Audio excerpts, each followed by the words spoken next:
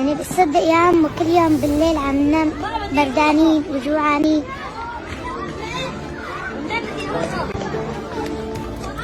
ما عنا حطب.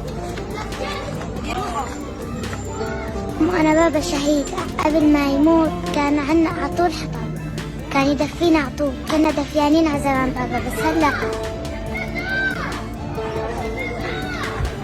كل شي خرب، صار بابا محل ونحن بمحل. يا عمو نحن شو ذنبنا نبرد؟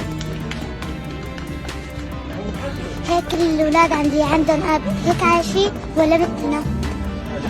طيب يا عمو ابنك نام مرة بس مرة بدون أكل هو بردان؟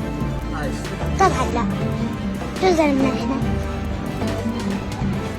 كل الأولاد اللي عندهم أبهات عطول عم بيناموا، عطول عم بيناموا دفيانين.